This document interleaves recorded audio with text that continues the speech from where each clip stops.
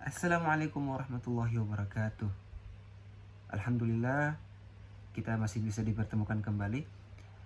Kembali lagi bersama saya Fikri Amirullah di channel saya ini. Pada video sebelumnya saya telah menjelaskan apa itu skripsi, tesis, dan disertasi. Kalau hari ini saya ingin menjelaskan apa itu artikel, makalah, dan laporan penelitian. Kita langsung saja masuk pada pembahasannya. Artikel hasil penelitian yaitu hasil-hasil penelitian yang ditulis dalam bentuk artikel untuk kemudian diterbitkan dalam jurnal-jurnal memiliki kelebihan dibanding dengan yang ditulis dalam bentuk laporan teknis resmi. Laporan teknis resmi memang dituntut untuk berisi hal-hal yang menyeluruh dan lengkap sehingga naskah cenderung tebal dan diproduksi dalam jumlah yang sangat terbatas. Dan akibatnya hanya kalangan yang sangat terbatas saja yang dapat membacanya. Sebaliknya, hasil penelitian yang ditulis dalam bentuk artikel biasanya dituntut untuk berisi hal-hal penting saja. Oleh karena setiap kali terbit, sebuah jurnal memuat beberapa artikel sehingga ruang yang tersedia untuk sebuah artikel terbatas.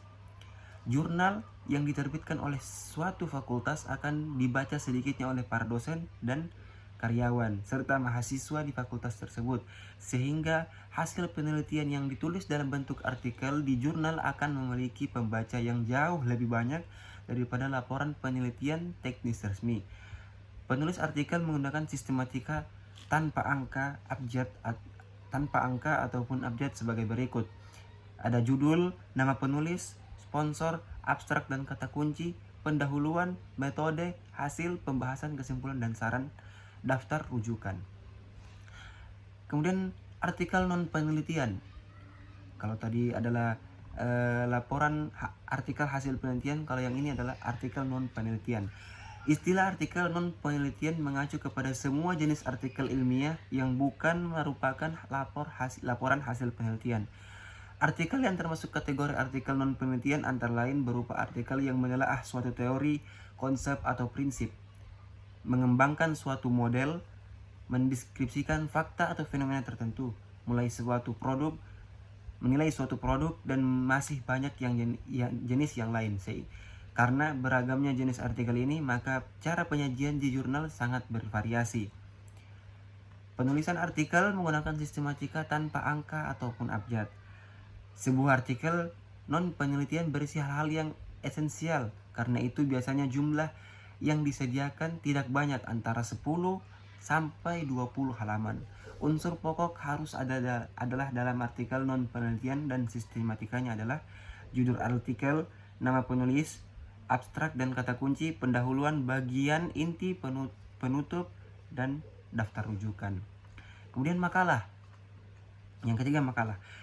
Makalah adalah salah satu tujuan pokok penulisan makalah adalah untuk meyakinkan pembaca bahwa topik yang ditulis dengan dilengkapi penalaran logis dan pengorganisasian yang memang perlu diketahui dan diperhatikan. Makalah yang merupakan salah satu jenis karangan ilmiah memiliki ciri atau karakter seperti berikut. Secara umum, makalah terletak pada sifat keilmiahannya. Artinya, sebagai karangan ilmiah, makalah memiliki sifat objektif, tidak memihak, berdasarkan fakta, sistematis, dan logis. Sistematika penulisannya tersebut sebagai berikut. Bagian awal ada halaman sampul, daftar isi, daftar tabel, dan gambar jika ada. Kemudian bagian inti, ada pendahuluan, latar belakang penulisan makalah, masalah atau topik pembahasan, tujuan penulisan makalah, teks utama, kemudian penutup. Bagian akhir, daftar rujukan, lampiran jika ada. Kemudian laporan penelitian. Laporan penelitian terbagi dua, yaitu laporan penelitian kuantitatif dan laporan penelitian kualitatif. Laporan penelitian kuantitatif adalah laporan penelitian yang disajikan secara lugas, objektif, dan apa adanya. Isi pokoknya adalah apa yang diteliti, bagaimana penelitian dilakukan, hasilnya, serta kesimpulan dari penelitiannya tersebut. Sistematikanya sebagai berikut. Bagian awal ada hal-hal yang termasuk dalam bagian awal adalah halaman sampul, halaman judul, abstrak, kata pengantar, daftar isi, daftar tabel, daftar gambar, daftar lampiran, dan daftar lainnya. Kemudian ada bagian inti, yaitu bab 1 pendahuluan. Pendahuluan ada beberapa pembagiannya lagi. Ada A, latar belakang masalah, B, rumusan masalah, C, tujuan penelitian, D, hipotesis penelitian, E, kegunaan penelitian, F, asumsi, G, ruang lingkup dan keterwasan penelitian, H, definisi istilah atau definisi personal. Bagian 2, kajian pustaka. Kemudian bab ketiga, metode penelitian. Ada rancangan penelitian, populasi dan sampel, instrumen penelitian, D, pengumpulan data, ada E, analisis data. Kemudian bab 4, hasil penelitian, yaitu ada A, deskripsi data, B, pengujian hipotesis. Kemudian bab 5, pembahasan dari apa yang disampaikan tadi. Kemudian penutup, yaitu kesimpulan dan sarannya. Bagian akhir, pada bagian ini termuat daftar rujukan lampiran dan lampiran-lampiran. Nah, kemudian laporan penelitian kualitatif, yang tadi kuantitatif, yang ini kualitatif. Laporan penelitian kualitatif haruslah mampu memberikan gambaran yang utuh dan kontekstual dengan topik yang diteliti. Terdapat 3 model format yang dapat digunakan dalam menulis laporan penelitian kualitatif, yaitu format tetap 1, format tetap 2, dan format bebas. Dan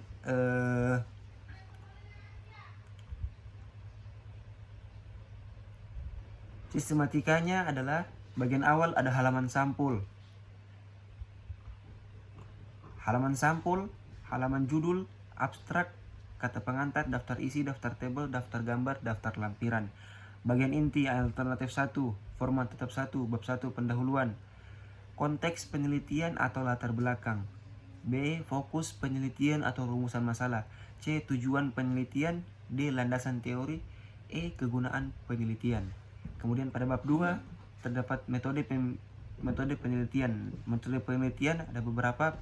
Yang pertama adalah pendekatan dan jenis penelitian, B, kehadiran penelitian, C, lokasi penelitian, D, sumber data, E, prosedur pengumpulan data, F, analisis data, G, pengecekan kebebasan keabsahan temuan, H, tahap-tahap penelitian. Pada bab 3 ada paparan data dan temuan penelitian, pada bab 4 pembahasan, kemudian pada bab 5 penutup. Itu yang alternatif pertama atau format tetap pertama. Kemudian alternatif kedua atau format tetap kedua adalah pada bab 1 ada pendahuluan, A, konteks penelitian atau latar belakang masalah, B, fokus penelitian atau rumusan masalah, C, tujuan penelitian, dan D, kegunaan penelitian. Kemudian di bab 2 ada kajian pustaka, di bab 3 ada metode penelitian, di bab 4 ada paparan dan data dan temuan penelitian, bab 5 pembahasan, dan bab 6 penutup. Kemudian yang terakhir alternatif 3 atau format bebas. Ada format 1, format 2, kemudian yang terakhir adalah format bebas. Pada alternatif ketiga pada bab 1 ada pendahuluan. Kemudian A, konteks penelitian atau latar belakang, B, fokus penelitian atau rumusan masalah, C, tujuan penelitian, D, metode penelitian, E, landasan teori. Bab 2, pada bab ini seterusnya memuat hasil-hasil penelitian yang diperoleh, judul dan isi masing-masing bab disesuaikan dengan topik dan hasil penelitian termasuk pembahasannya.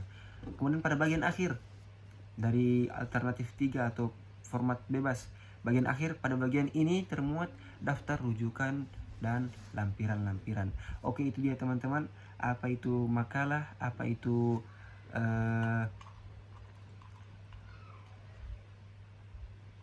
artikel, apa itu makalah, dan apa itu laporan penelitian.